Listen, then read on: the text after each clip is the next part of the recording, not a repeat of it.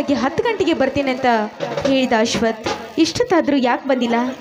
ಛೇ, ಈ ಗಂಡಸರ ಜಾಯಮಾನೇನೆ ಇಷ್ಟೇ, ಬೇಗ ಬರ್ತೀನಿ ಅಂತ ಹೇಳೋದು, ಇಷ್ಟು ಲೇಟ್ ಮಾಡೋದು.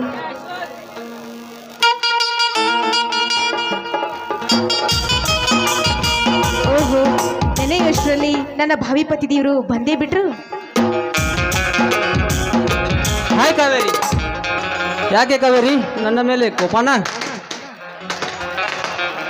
ಕೋಪ ಅಷ್ಟೇ ಅಲ್ಲ, ನಿಮ್ಮ ಮೇಲೆ ಬೆಟ್ಟದಷ್ಟು ಕೋಪ ಇದೆ. ಓ, ಅಷ್ಟೊಂದು ಕೋಪನಾ? ಹೌದು, ಮತ್ತೆ ಬೇಗ ಬರ್ತೀನಿ ಅಂತ ಹೇಳೋದು, ಇಷ್ಟು ಲೇಟ್ ಮಾಡಿ ಬಂದ್ರಲ್ಲ, ಅದಕ್ಕೆ ನಿಮ್ಮ ಮೇಲೆ ಕೋಪ ಇದೆ. ಕಾವೇರಿ, ಸ್ನಾನ ಮಾಡಿ ಬಟ್ಟೆ ಪ್ಯಾಕ್ ಮಾಡಿಕೊಂಡು ಬರೋದ್ರಿಗೆ ಸ್ವಲ್ಪ ಲೇಟ್ ಆಯಿತು. ನೋಡಿ ಅಶ್ವಥ್, ನಿಮ್ಮನ್ನ ಒಂದು ಕ್ಷಣ ಬಿಟ್ಟಿರೋ ಶಕ್ತಿ ನನಗಿಲ್ಲ, ಅದಕ್ಕೆ ನಾನು ಇಷ್ಟು ಕೋಪ ಮಾಡಿಕೊಂಡಿದ್ದೆ. ನನಗೂ ಅಷ್ಟೇ ಕಾವೇರಿ, ನಿನ್ನನ್ನು ಕಾಣದೆ ಹೋದರೆ ಅದೇನು ಕಳೆದುಕೊಂಡಂಗಾಗುತ್ತದೆ ನನ್ನ ಮನಕ್ಕೆ. ಅದೆಲ್ಲ ಹೋಗ್ಲಿ, ನೀವು ಬೆಂಗಳೂರಿಗೆ ಹೋಗಿ ಬರೋದು ಎಷ್ಟು ದಿನ ಆಗುತ್ತೆ? ಕಾವೇರಿ, ಬೆಂಗಳೂರಿಗೆ ಹೋಗಿ ಬರುವುದು 1 ವಾರ ಕೂಡ ಆಗಬಹುದು. ಏನು, 1 ವಾರನಾ? ನೋಡಿ ಅಶ್ವಥ್, 1 ವಾರ ನಿಮ್ಮನ್ನು ಬಿಟ್ಟಿರುವಷ್ಟು ಶಕ್ತಿ ನನಗಿಲ್ಲ. ಬಿಡಿ, ಬೇರೆ ಹುದ್ದೆ ನೋಡಿದ್ರೆ ಆಯ್ತು. ಕಾವೇರಿ, ಪರೀಕ್ಷೆ ಬರೆದು ಫಲಿತಾಂಶ ಬರುವವರೆಗೂ ಸ್ವಲ್ಪ ಲೇಟ್ ಆಗುತ್ತೆ. ಛೇ, ನನ್ನ ಮನಸ್ಸಿನ ಮಾತಿ ನಿಮಗೆ ಅರ್ಥ ಆಗ್ತಾ ಇಲ್ಲ. ಹೋಗ್ಲಿ ಬಿಡಿ. ಅರ್ಥವಾಗುತ್ತಿದೆ ಕಾವೇರಿ, ನನಗೂ ಅರ್ಥವಾಗುತ್ತಿದೆ. ಆದರೆ ಪರಿಸ್ಥಿತಿ ಒತ್ತಡವನ್ನು ನೀನು ಅರ್ಥ ಮಾಡಿಕೊಳ್ಳಬೇಕು. ಇದನ್ನು ಮೀರಿ ನನ್ನಿಂದ ನಿನಗೆ ಏನು ಹೇಳಲು ಆಗದು. ಆಯ್ತು, ನೀವು ಹೇಳಿದಂತೆಯೇ ಕೇಳ್ತೀನಿ. ಫಲಿತಾಂಶ ಬಂದ ತಕ್ಷಣ ಬಂದ್ಬಿಡ್ಬೇಕು, ತಿಳಿತಾ? ಸರಿ ಕಾವೇರಿ, ನೀನೇನು ಚಿಂತಿಸಬೇಡ, ಹೋಗಿ ಬರುತ್ತೇನೆ.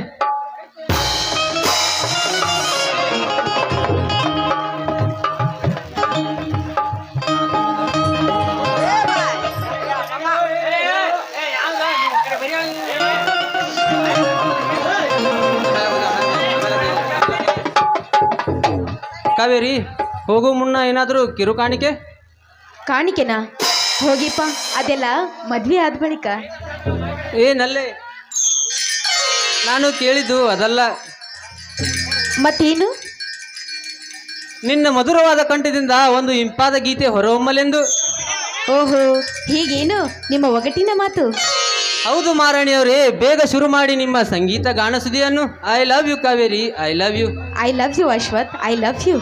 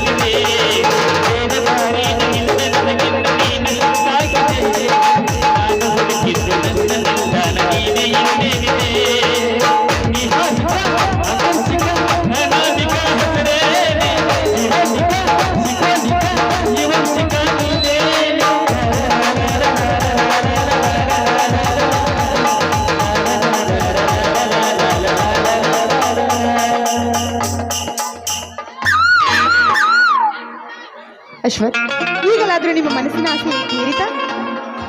ಕಾವೇರಿ, ಗಿಳಿಯನ್ನು ಪಂಜರದಿಂದ ಹಾರಿಸಿ ಬಿಟ್ಟಾಗ ಎಷ್ಟು ಸಂತೋಷವಾಗುತ್ತಿದೆಯೋ ಅಷ್ಟೇ ಸಂತೋಷ ನಿನ್ನ ಹಾಡು ಕೇಳಿದ ತಕ್ಷಣ ನನ್ನ ಹೃದಯಕ್ಕೆ ಆನಂದವಾಯಿತು.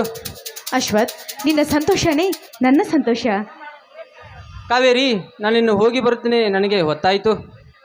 ಆಯಿತು, ಹೋಗಿ ಬನ್ನಿ. ಟಾಟಾ ಕಾವೇರಿ. ಅಶ್ವಥ್, ನಿನ್ನನ್ನು ಪಡಿಬೇಕಾದ್ರೆ ಅದೆಷ್ಟು ಜನ್ಮದ ಪುಣ್ಯ ಮಾಡಿದ್ದೀನೋ ನಾಕನಿ. ನಿನಗೋಸ್ಕರ ನಾನು ಮನೆಯಲ್ಲಿ ಕಾಯ್ತಾ ಇರ್ತೀನಿ. ಬೇಗ ಬಂದ್ಬಿಡು ಅಶ್ವಥ್.